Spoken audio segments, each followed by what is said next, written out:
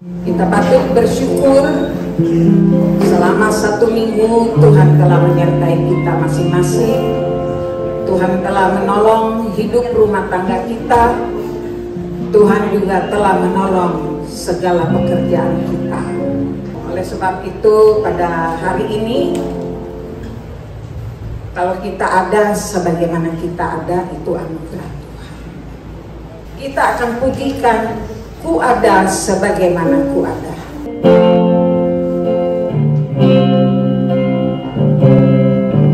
Ku ada sebagaimana ku ada, berdiri menghadap tatamu Bapa,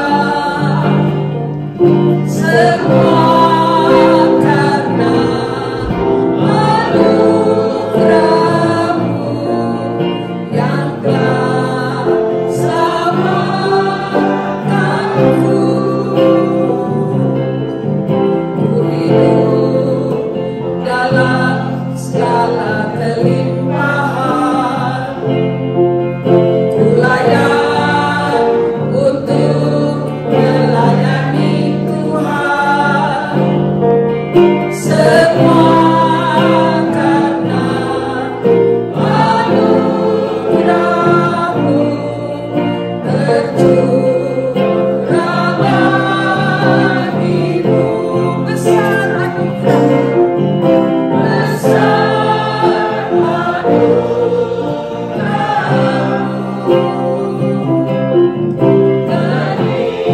terlipat kasih-Mu.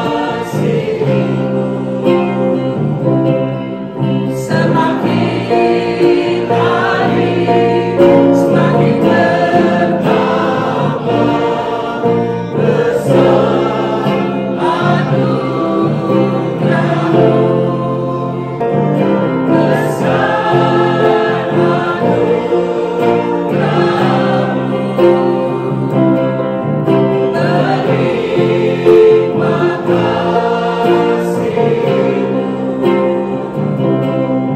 Semakin hari semakin bertambah besar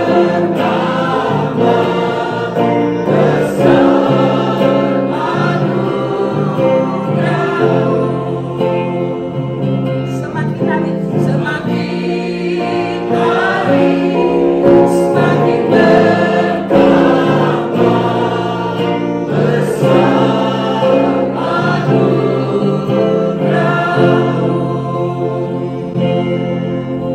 Mari kita satu dalam doa. Bapa, inilah pengakuan kami. Sebagaimana kami ada karena Tuhan. Apapun yang kami lakukan dalam hidup ini, kalau bukan Tuhan yang menolong, yang memampukan kami tidak akan pernah bisa hidup di tengah-tengah dunia ini. Kami bersyukur Engkau mengasihi kami dengan begitu sempurna. Kami bersyukur Tuhan, Engkau melayakkan kami untuk memuliakan Engkau. Dengan demikian hidup kami berarti bagi kemuliaan nama-Mu. Kami bersyukur Engkau memakai kami bukan karena kami pandai, tetapi karena Tuhan ingin kami melakukan bagi kemuliaan nama Tuhan. Terima kasih ya Bapa. Terima kasih Allah Roh Kudus. Terima kasih Tuhan Yesus. Kami saat ini bersatu hati mau menyembah Engkau, memuliakan nama-Mu, bersyukur kepada Engkau yang senantiasa menolong kami. Dan bahkan kami rindu untuk selalu mendengarkan firman. Karena firman-Mu itu merupakan petunjuk, pembimbing bagi kami untuk melewati hari-hari hidup di tengah-tengah dunia ini. Materaikan perkataan-perkataan-Mu Tuhan di dalam loh hati pikiran kami, agar dengan demikian kami boleh meneladani Engkau, hidup kami boleh mempengaruhi orang lain untuk hidup di dalam jalan Tuhan. Terima kasih Bapa, kami mau menyambut Engkau di dalam nama Yesus. Haleluya. Amin. Silakan duduk.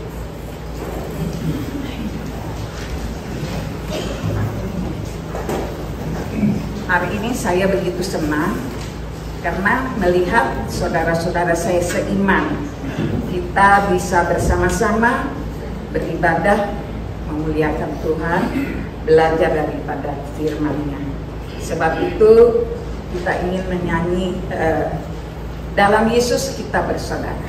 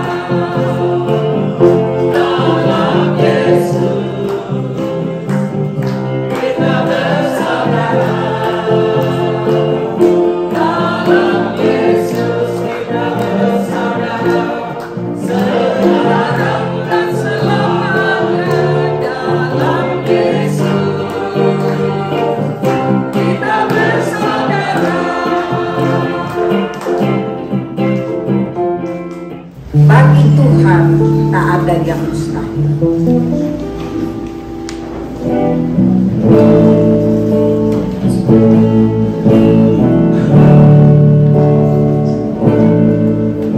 Yakin saat kau berfirman, ku menang saat kau bertindak. Hidupku hanya ditentukan oleh perkataanmu.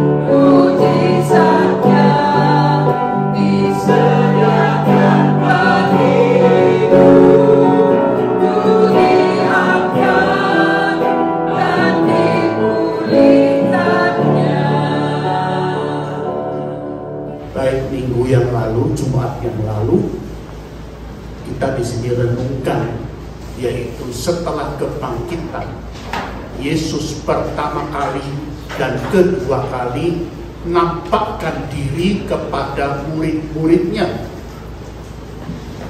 Yohanes 20. Ini hari kita akan renungkan dengan singkat saja, yaitu Yesus nyatakan diri kepada murid-muridnya setelah kebangkitan,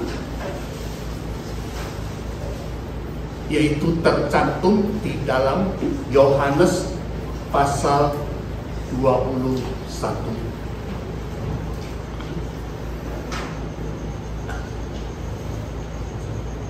Saya nanti minta Ibu Shelly bacakan Alkitabnya ya. Maka saya kurang baik. Nah, ini hari kita akan renungkan ketiga kalinya setelah Kristus bangkit dari kematian. Ia nyatakan kepada murid-muridnya. Minta dibacakan terlebih dahulu Yohanes pasal 21 ayat 1 sampai dengan ayat yang ke-14. Yesus menampakkan diri kepada murid-muridnya di pantai Danau Tiberias. Kemudian Yesus menampakkan diri lagi kepada murid-muridnya di pantai Danau Tiberias, dan ia menampakkan diri sebagai berikut. Di pantai itu berkumpul Simon Petrus, Thomas yang disebut Didimus, Nathanael dari Kana yang di Galilea, anak-anak Zebedeus, dan 2 orang muridnya yang lain. Kata Simon Petrus kepada mereka, "Aku pergi menangkap ikan." Kata mereka kepadanya, "Kami pergi juga dengan engkau." Mereka berangkat lalu naik ke perahu, tetapi malam itu mereka tidak menangkap apa-apa. Ketika hari mulai siang, Yesus berdiri di pantai, akan tetapi murid-murid itu tidak tahu bahwa itu adalah Yesus. Kata Yesus kepada mereka, "Hai anak-anak, adakah kamu mempunyai lauk paus?" Jawab mereka, "Tidak ada." Maka kata Yesus kepada mereka, "Tebarkanlah jalamu sebelah kanan perahu, maka akan kamu peroleh." Lalu mereka menebarkannya, dan mereka tidak dapat menariknya lagi karena banyaknya ikan. Maka murid yang dikasihi Yesus itu berkata kepada Petrus, "Itu Tuhan." Ketika Petrus mendengar bahwa itu adalah Tuhan, maka ia mengenakan pakaiannya sebab ia tidak berpakaian, lalu terjun ke dalam danau. Murid-murid yang lain datang dengan perahu karena mereka tidak jauh dari darat. Hanya kira-kira 200 hasta saja, dan mereka menghela jala yang penuh ikan itu. Ketika mereka tiba di darat, mereka melihat api arang dan di atasnya ikan dan roti. Kata Yesus kepada mereka, "Bawalah beberapa ikan yang baru kamu tangkap itu." Simon Petrus naik ke perahu, lalu menghela jala itu ke darat, penuh ikan-ikan besar, 153 ekor banyaknya. Dan sungguh pun sebanyak itu, jala itu tidak koyak. Kata Yesus kepada mereka, "Marilah dan sarapanlah." Tidak ada di antara murid-murid itu yang berani bertanya kepadanya, "Siapakah engkau?" Sebab mereka tahu bahwa ia adalah Tuhan.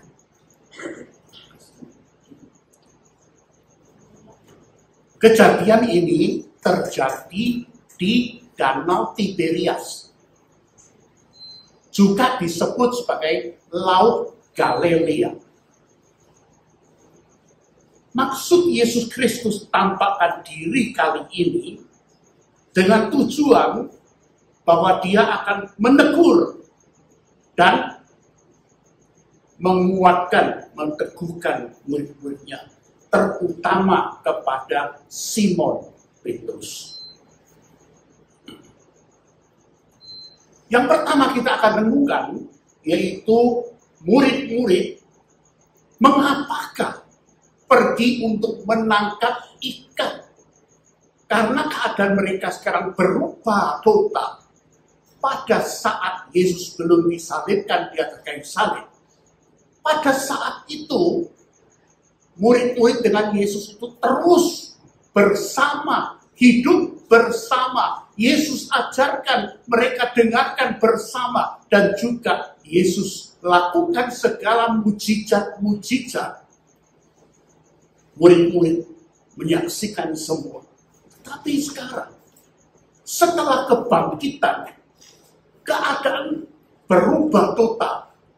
Yesus kadang tampakkan diri, kadang tidak ada. Di mana ia berada tidak diketahui oleh murid-muridnya. Maka itu mungkin Petrus, dia pikir, wah ini nggak baik ini. Yesus dulu ada mendampingi kita, segala sesuatu kebutuhan dia berikan kepada kita, tetapi sekarang keadaan lain. Maka itu Petrus atau Simon, saya mau tegaskan, saya saat berbicara tentang Petrus, saya juga tekankan Simon Petrus. Ya, nanti karena ayat 15 sampai dengan 19 kita akan bicara di sana. Simon Petrus mengatakan bahwa aku akan menangkap ikan, dan murid-murid lainnya mengatakan kami bersama akan pergi menangkap ikan. Hasil usulan daripada Petrus. Apa akibatnya? Kita melihat semalam suntuk sampai pagi hari mereka menangkap ikan, tidak satu pun yang diperoleh. Padahal mereka adalah orang-orang yang ahli menangkap ikan. Mereka kebanyakan adalah penangkap ikan di Laut Galilea atau Danau Tiberias. Pada saat Yesus mengusulkan, tangkaplah ikan, tebarkan jala ke sebelah kananmu. Pada saat itu mereka mendapatkan ikan 153 ekor yang besar, dan dikatakan bahwa jalahnya itu hampir koyak, enggak sampai koyak. Artinya bahwa itu sudah melampaui akan kemampuan daripada jala itu. Jadi kita melihat suatu keadaan yang berubah total, yaitu tadinya usulan Petrus semalam suntuk, mereka tidak mendapatkan satu pun, tetapi usulan daripada Yesus Kristus menghasilkan hasil yang luar biasa. Dari hal ini, Yesus akan mengajarkan kepada murid-muridnya, juga kepada kita ini hari sebagai umat pengikut Kristus. Taat kepada Tuhan pasti akan berhasil. Menurut kehendak sendiri itu gagal. Baik, kita sekarang renungkan. Yesus menyebut Simon Petrus, apa namanya? Simon anak Yohanes, ayat 15, 16, 17. Ya. Nah, ini akan saya tekankan. Simon anak Yohanes, papanya namanya Yohanes. Dia Simon, itu adalah nama daripada Petrus dulu. Kemudian dia ikut Yesus Kristus, maka Yesus Kristus memberikan nama kepada dia, kau akan disebut Petrus. Petrus artinya apa? Batu atau batu karang. Artinya kau akan menjadi orang yang kuat sekali.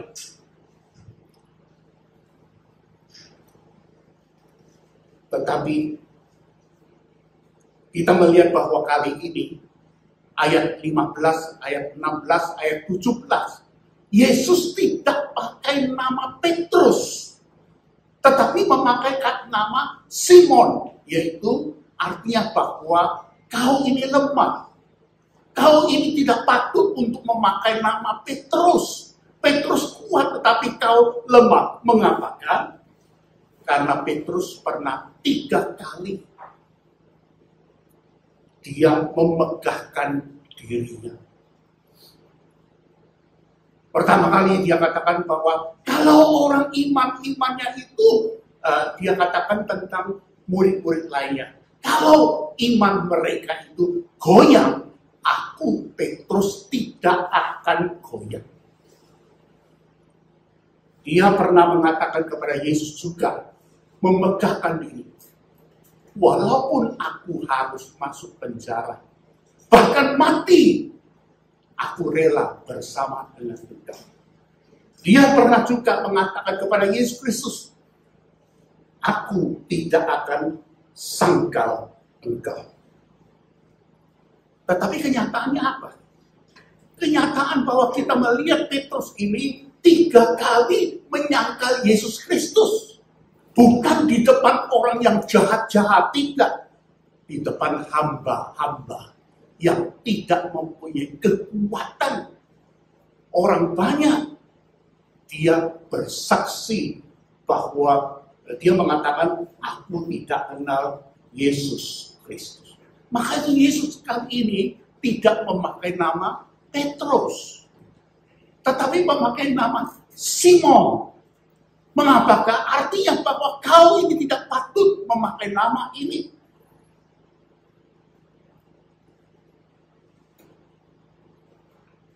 Oke, ayat 15 sampai dengan 19.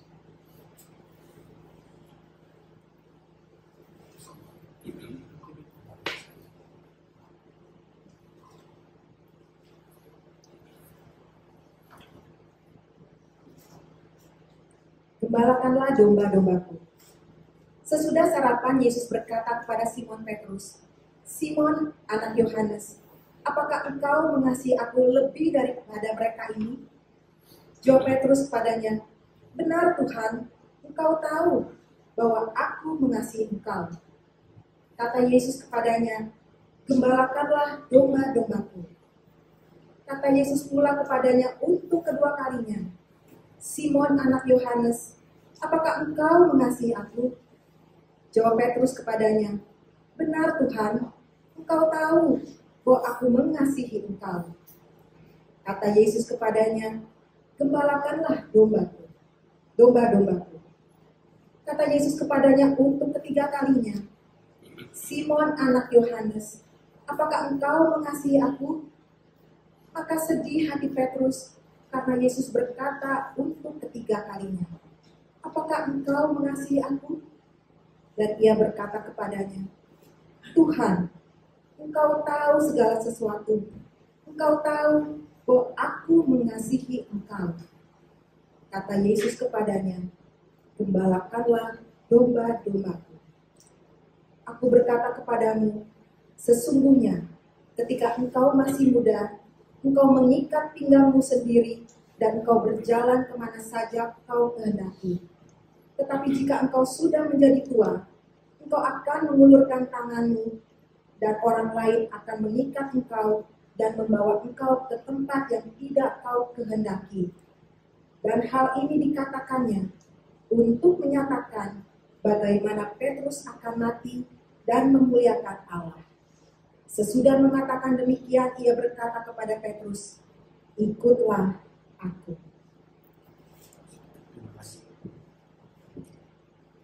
Oke, di dalam ayat 15, 16, 17. Yesus bertanya kepada Simon, hai Simon anak Yohanes, apakah engkau mengasihi aku? Ditekankan tentang cinta kasih. Kita melihat terjemahan bahasa Mandarin dengan Inggris sama. Saya pakai New King James Version. Bahasa Mandarin juga. Bahasa Indonesia terjemahan agak lain, ya. Apakah engkau mengasihi mereka? Terjemahan bahasa Indonesia. mereka lebih daripada segala sesuatu. Tetapi bahasa Inggris, New King James Version, dengan bahasa Mandarin sama. 你爱我比这些更深吗? Apakah engkau mengasihi mereka lebih dalam daripada aku? Yesus di sini tekankan tentang cinta kasih. Apakah engkau mengasihi aku? Apakah engkau mengasihi aku? Apakah engkau mengasihi aku? 3 kali bertanya hal ini. Mengapakah demikian? Karena mau ingatkan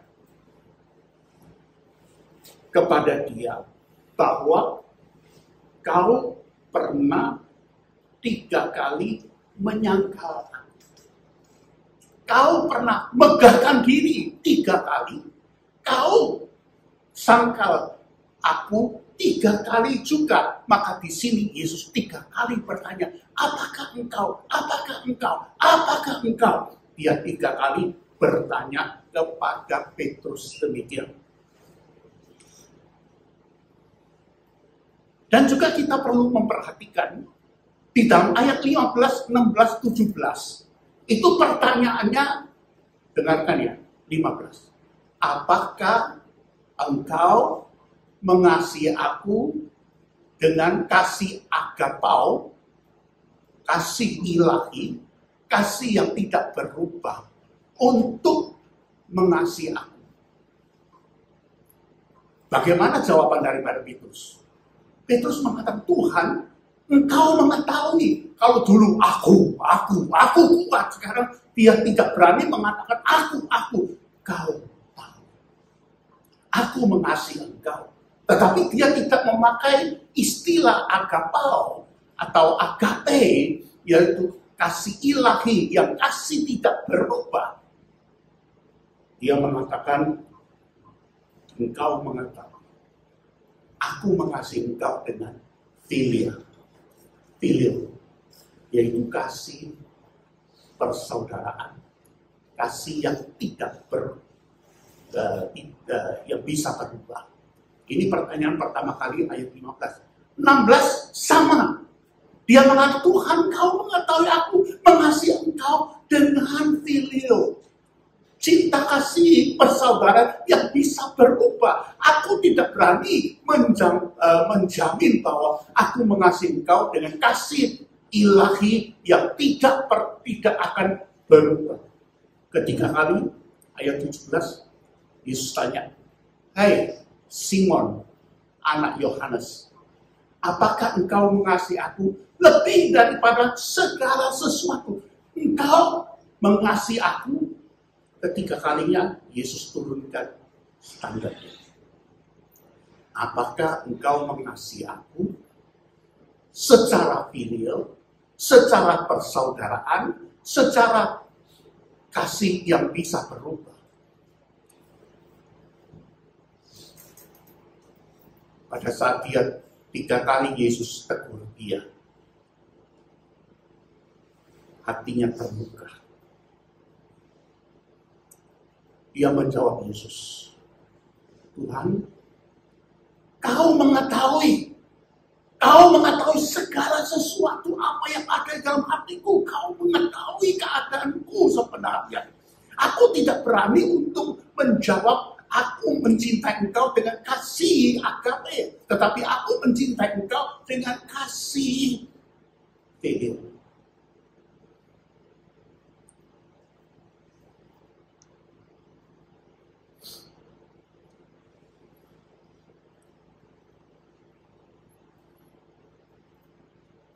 Kita melihat dia sekarang sadar. Aku tidak berani menjawab. Aku mengasihi engkau dengan tuntutan kasih ilahi yang tidak berubah. Aku tidak berani. Kalau dulu dia bilang aku dipenjarakan, aku mati bersama dengan engkau, aku rela. Tapi sekarang dia tidak berani mengatakan seperti itu. Dia mengetahui bahwa dirinya penuh dengan kelemahan.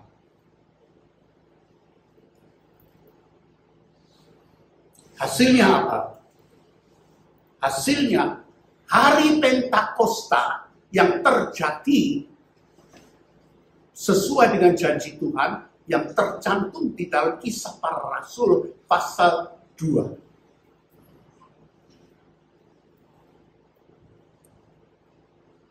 Saya minta saudara lebih pulang ya. Lihat beberapa ayat ini. Ayat 22 sampai 24. Ayat 38. Ayat 44 ini. 22 sampai 24. 38, 40.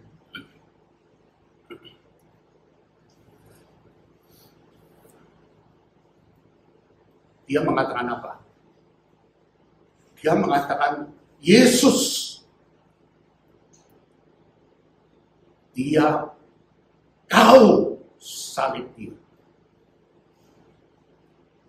Wah, ini sangat berani sekali. Siapa yang kalau di bawah ini yang dengar ini adalah musuh-musuh Kristus. Orang yang terlibat di dalam penganiayaan Yesus Kristus sampai dia disalibkan, sampai dia mati di atas kayu salib. Orang-orang inilah Yesus, Petrus khotbah mengatakan bahwa kau penjahat yang dulu menganiaya Yesus Kristus. Dia tanpa gentar karena kasih di dalam Tuhan itu sudah bertambah. Saudara sekalian, hasilnya apa? Pasal 2 Kisah Para Rasul ayat 41 dan 42, banyak orang bertobat. Banyak orang yang percaya kepada Yesus Kristus. Yang dibaptis, terima Yesus Kristus sebagai juru selamat, 3.000 orang. Tentu ini pekerjaan Tuhan. Tapi juga Tuhan bekerja di dalam hati Petrus untuk menyampaikan berita yang jelas sekali, yang terus terang, yang menusuk hati, tapi akhirnya mereka bertobat. Saudara sekalian, sandarlah kepada Tuhan. Jangan sandarkan kepada diri sendiri. Di dalam kehidupan kita, dalam pelayanan kita, sandar pada Tuhan, jangan sandar kepada manusia. Tunaikan tugas penginjilan yang Tuhan titipkan pada kita. Oke. Ayat 15 sampai dengan 17. Apakah engkau mengasihi aku lebih daripada segala sesuatu atau mereka ini?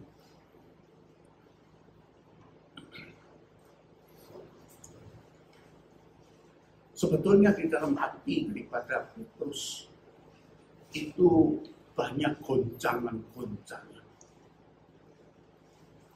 Aku begitu berani untuk menjanjikan mati bersama dengan Kristus. Orang lain tergoncangkan, aku tidak akan tergoncangkan. Bahkan aku disalibkan, aku dipenjarakan, aku rela.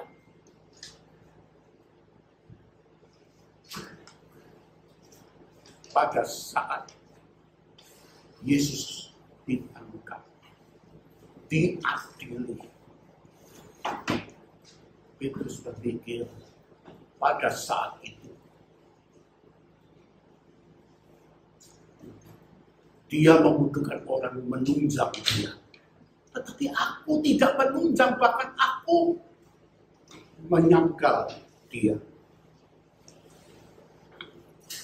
Maka pada saat ini dalam hati daripada Petrus, apakah Tuhan mau pakai aku ya?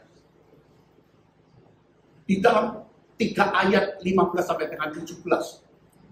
Kita melihat bahwa Yesus mengatakan, gembalakanlah domba-dombaku, gembalakanlah domba-dombaku, gembalakanlah domba-dombaku. Di dalam terjemahan bahasa Indonesia, semua sama. Gembalakanlah domba-domba. Tetapi di dalam terjemahan New King James Version dengan bahasa Mandarin, coba perhatikan ya, saya akan jelaskan.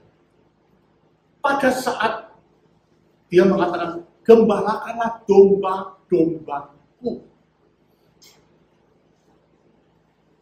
feeding my lambs. Feeding my lambs. Disuapin ya, domba-domba yang kecil. Ya. Di dalam terjemahan bahasa Mandarin jelas sekali. Ini weiyang, feeding, suapin. Seperti anak yang masih berusia 2-3 tahun. Feeding mereka. Pakai lambs, tidak pakai sheep. Sheep itu sudah dewasa, yang sudah besar. Ini kecil-kecil. Ya. Gembalakanlah domba-dombaku, gembalakanlah, suaplah akan domba-domba yang kecil,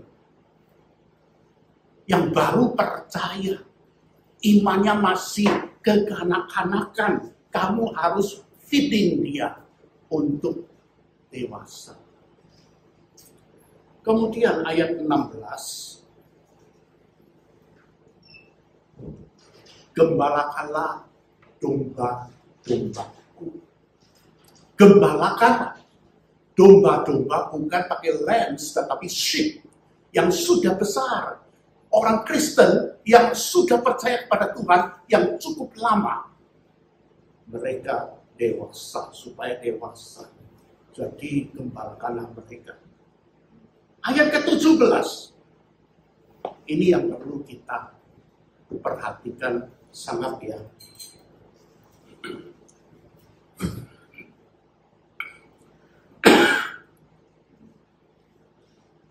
Yesus mengatakan, feeding my sheep. Domba sudah besar, tapi masih disuapin. Ya, saudara sendiri bisa mengerti ya, bahwa sebetulnya digembalakan tidak usah ditepokin, disuapin, tetapi ini sudah orang cukup lama percaya kepada Tuhan, tetapi tetap minta disuapin kanak-kanakan. Bagaimanapun, Tuhan mengatakan, domba-dombaku, domba-dombaku, domba-dombaku. Semua itu adalah domba Tuhan yang sudah percaya, tetapi dalam kerohanian ada yang dewasa, ada yang masih kekanak-kanakan. Gembalakanlah mereka supaya mereka bersama bertumbuh.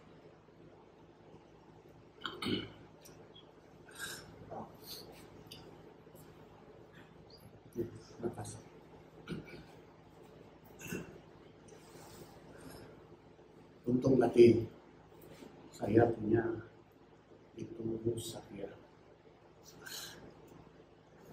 Laptop rusak. Nggak keluar. Kalau keluar saya ikuti laptop itu agak lama lagi ya. Agak panjang. Ini bisa diperpendek ya. Oke. Yang kelima, yaitu ayat 18 dan 19. Yesus mempunyai rencana khusus bagi Simon Petrus. Dia mengatakan bahwa pada saat kau muda, kau boleh rela kemana-mana, tidak ada masalah. Tetapi kalau kamu sudah tua, kamu akan dibawa ke tempat di mana kau tidak kehendaki. Artinya apa? Di sana dijelaskan saudara bahwa kau akan dibawa kematian. Maka Petrus masih diberi waktu 30 sampai 40 tahun, karena Petrus kemudian dia mati pada saat tahun 67 setelah Masehi di tangan Kaisar Nero Romawi. Dan pada saat dia akan dieksekusi, menurut tradisi, benar ya, tradisi gereja, di dalam Alkitab kamu tidak menemukan tradisi gereja, disalibkan terbalik. Pada saat akan diambil, dieksekusi, mau disalibkan dia ada kain salib. Petrus mengatakan, jangan seperti itu. Kristus, dia mati seperti itu. Balik. Salib aku terbalik. Dan akhirnya dia mati syahid. Minggu yang lalu saya sudah jelaskan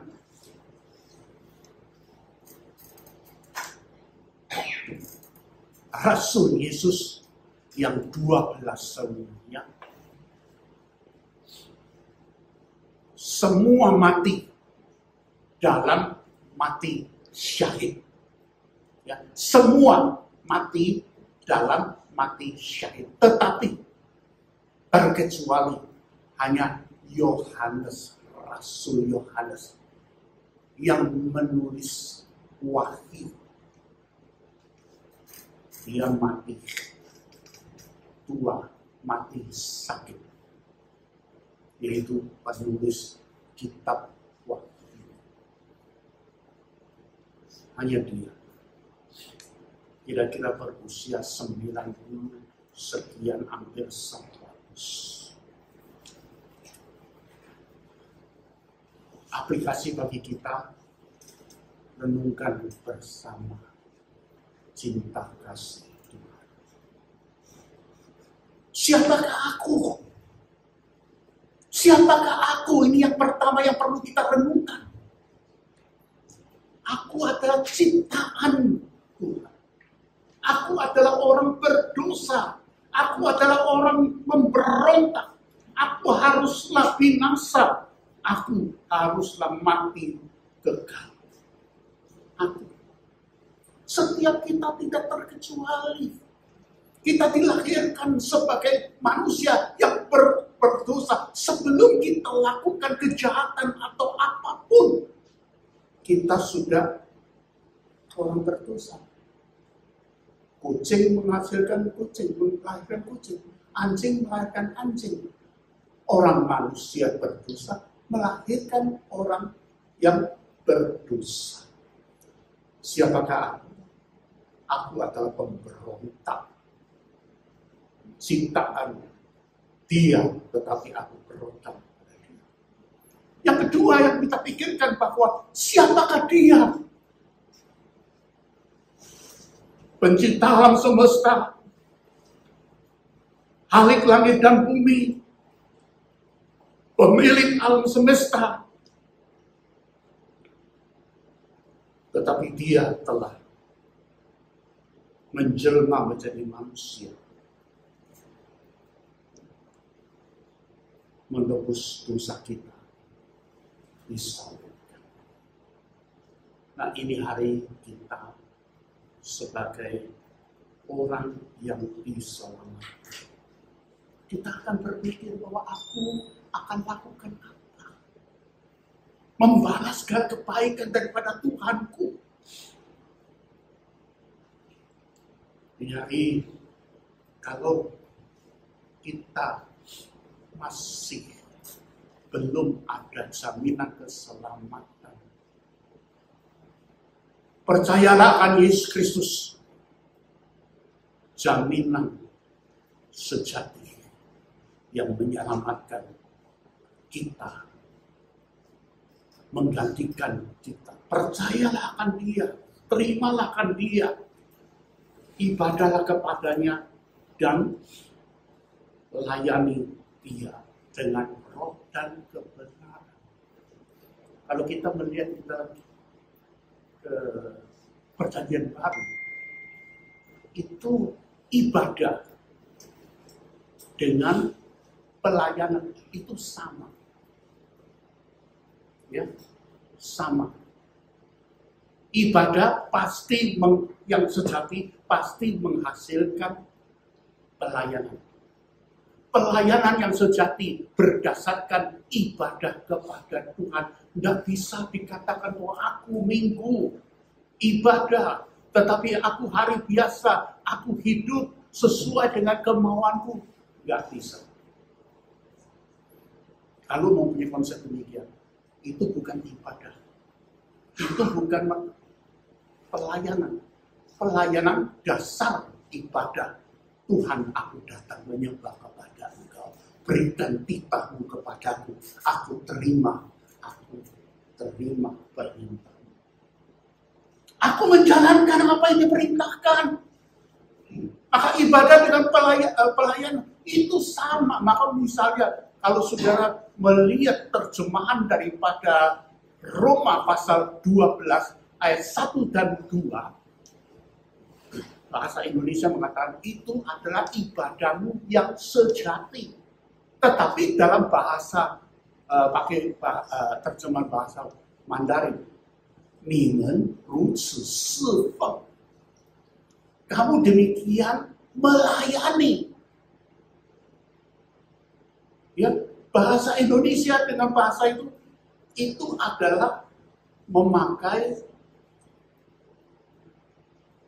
ibadah, memakai pelayanan, itu sama. Banyak sekali Alkitab yang memakai demikian. Ibadah adalah pelayanan.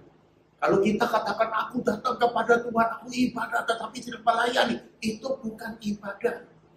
Karena kita katakan Tuhan, aku terima, tetapi pada saat kita selesai ibadah, kita harus melayani. Kita tidak melayani, artinya apa?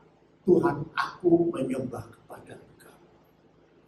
Tetapi kita dalam kehidupan tidak mau taati apa yang Dia perintahkan kepada Engkau. Semoga kita malam hari ini kita bersama mempersembahkan hidup dan kehidupan untuk Dia dan memuliakan Dia. Amin. Kita mau berdoa syafaat bersama-sama. Allah kuasa melakukan segala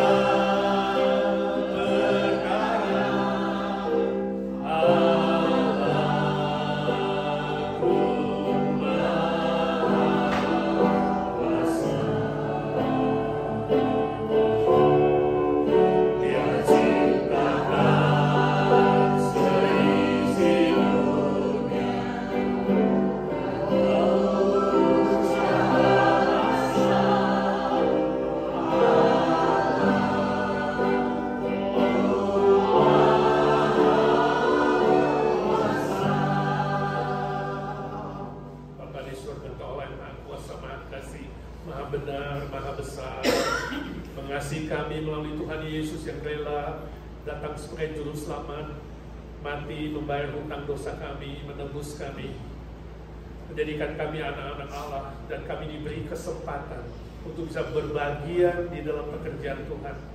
Bukan karena hebat, gagah, pintar, ataupun apa yang kami punya, tapi sama seperti Simon Petrus yang dipulihkan, disembuhkan seutuhnya. Kami rindu malam ini Tuhan juga melakukan kesembuhan di dalam seluruh hidup kami melalui terapi pelayanan. Kau menciptakan kami dengan karunia-karunia sehingga kami berbahagia dalam kerajaan-Mu. Ya Tuhan, ajar kami setia melayani-Mu. Memberitakan Injil kepada mereka yang belum percaya. Dan boleh melayani mereka yang sudah percaya, mendewasakan, memuridkan. Jadikan kami alat yang berguna ketika nafas ini masih dikandung badan. Ya Tuhan, kami bersyukur sebagai gereja Tuhan, sebagai anak-anak yang Tuhan sudah selamatkan, kami diberi hak istimewa untuk berdoa.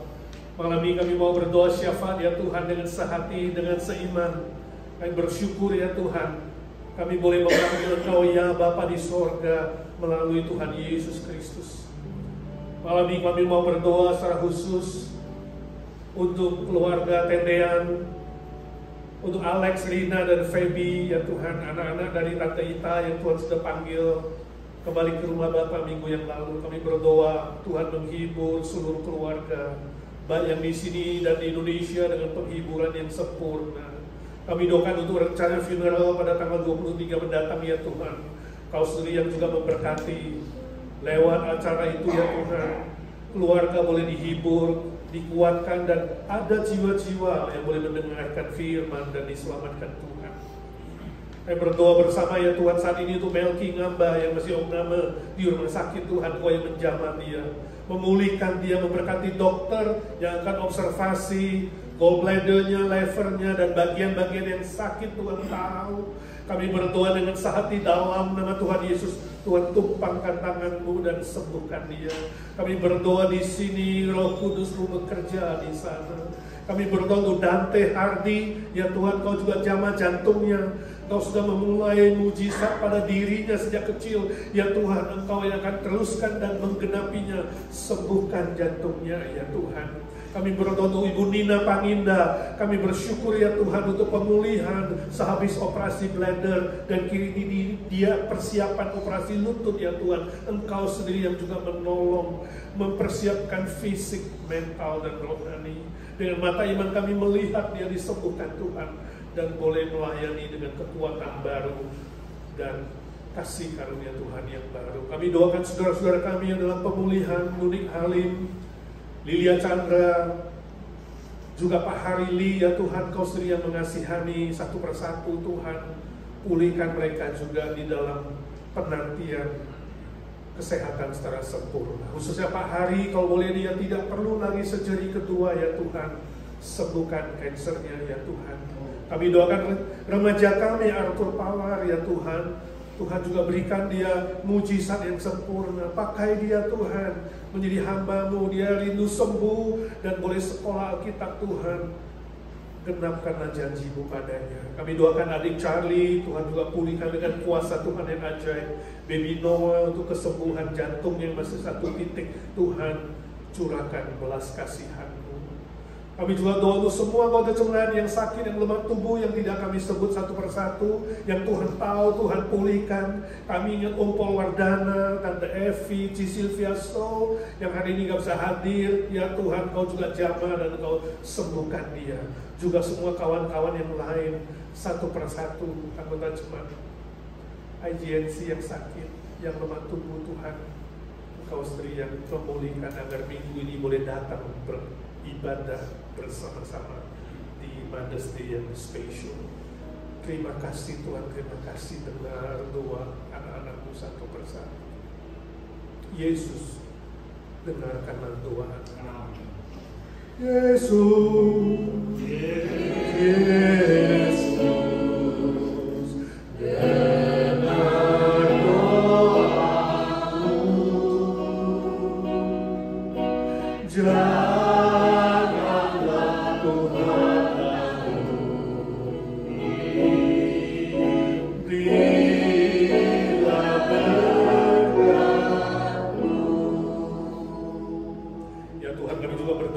Senior kami di masa senior mereka yang hidup dalam kesendirian, Tuhan menemani, Tuhan menjadi sahabat yang terbaik. Kami berdoa Tante Lucy, Tante Isha, Tante Aiwati, Tante Sumi, Tante Nelly, Ci Irene, Ci Rostin, Ci Eti, Om Budi Pualamsa. Ya Tuhan, Kau sendiri yang menyertai, melindungi, memelihara mereka. Curahkan penghiburan-Mu, kekuatan-Mu. dan sukacita sorgawi. Juga Om Edi dan Tante Arlina, Tuhan Kau sendiri yang juga memberkati. Juga para senior lain yang tidak kami sebut satu persatu. Ya Tuhan, berkatilah dengan kasih setia-Mu. Kami doakan anak, mantu, cucu mereka satu persatu, Tuhan lindungi. Tuhan beri hati yang takut akan Tuhan, hormat orang tua, dan bisa memelihara dan mengasihi orang tua mereka dengan baik. Kami doakan minggu ini Mother's Day, ya Tuhan, Kau memberkati ibadah hari Minggu, agar anak-anak boleh datang beribadah dan kami merayakan Hari Mama. Kami doakan semua mama yang ada, Tuhan kasihani yang belum mengenal Tuhan, biar dengan cara dan waktu Tuhan mereka pun boleh mengenal Tuhan. Yang sudah mengenal Tuhan, mereka dipakai Tuhan menjadi alat yang berguna di tangan-Mu, ya Tuhan. Berkati seluruh persiapan pelayanan, berkati para pelayan kami Tuhan dengan motivasi yang murni, tujuan yang benar dalam pelayanan dan semangat yang baru. Berkatilah supaya GNC menjadi gereja yang tekun berdoa, gereja yang mengabarkan Injil, gereja yang memenangkan jiwa. Tumbuhkan gereja kami ya Tuhan secara kualitas dan kuantitas. Secara khusus kami doakan minggu KKR pada minggu yang ketiga, ya Tuhan, Kau persiapkan seluruh pelayan-pelayan, Kau siapkan jemaat Tuhan, boleh rindu mengajak jiwa-jiwa baru dibawa kepada Tuhan. Saat ini kami ingat Indonesia, ya Tuhan. Kasihani negara kami yang tercinta, berikan kestabilan politik, ekonomi, keamanan. Berkati handai tolan family kami di sana satu persatu. Yang sudah mengenal Tuhan, mereka lebih setia kepada Tuhan. Yang belum mengenal Tuhan, biarlah Tuhan kasih kesempatan mereka mendengar Injil dan boleh diselamatkan oleh Tuhan. Berkati Amerika juga ya Tuhan. Kami yang tinggal di sini tidak larut, tidak ikut arus, tapi sungguh-sungguh bertahan di tengah-tengah banyaknya tantangan moral, tantangan iman di sini ya Tuhan. Berkati gereja-gereja Tuhan yang Injili boleh bertahan, boleh tetap menyuarakan kebenaran-Mu dan memenangkan jiwa-jiwa. Gereja-gereja yang liberal ya Tuhan, kasihani, berilah hati yang bertobat, berilah hati yang kembali kepada firman-Mu, mulai dari pendetanya, mulai dari aktivisnya, mulai dari jemaatnya yang sengaja menentang Tuhan dan melawan Tuhan. Kami berdoa dalam nama Tuhan Yesus, berilah hati yang bertobat ya Tuhan. Kami doakan hamba-hamba-Mu, para misionari, orang-orang Kristen yang hidup di negara yang sulit, yang ditekan, yang dianiaya, yang anti Kristus, anti kekristenan. Tuhan lindungi mereka dan kasihani mereka. Berkati pekabaran Injil yang mereka lakukan di tengah-tengah kesulitan pun ya Tuhan, mereka boleh menghasilkan buah-buah bagi kerajaan. Berkati semua pekerjaan pekabaran Injil lewat media sosial, lewat televisi, lewat audio, lewat Alkitab, lewat segala macam cara ya Tuhan, Engkau bekerja sehingga seluruh suku bangsa di dunia ini ya Tuhan boleh mendengarkan Injil sebelum Kau datang kedua kali ya Tuhan.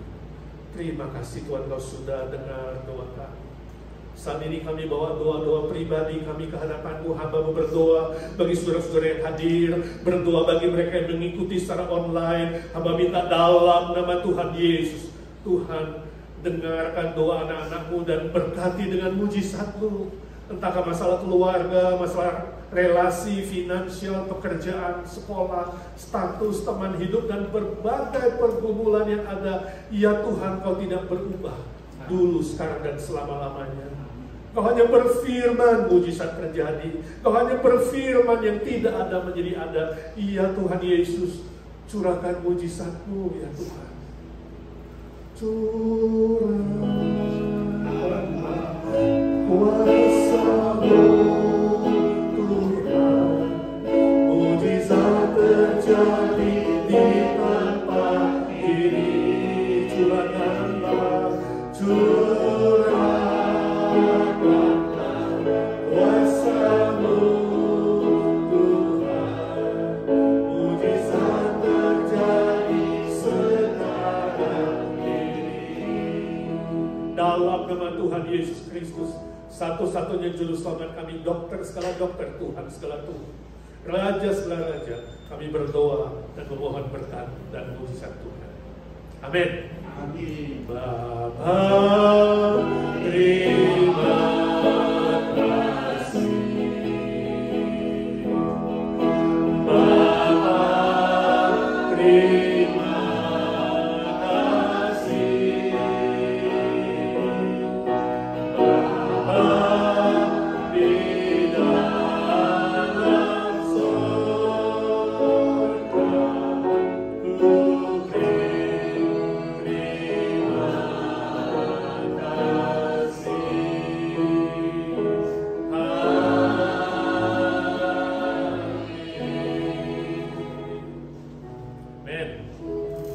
Saudara, hari Minggu tetap ada ibadah live, hari perayaan Hari Mama, Mother's Day. Mari saudara datang beribadah, ajak mama saudara, bahkan mama tetangga-tetangga, bawa beribadah bersama-sama, kita rayakan di sini. Tuhan memberkati saudara.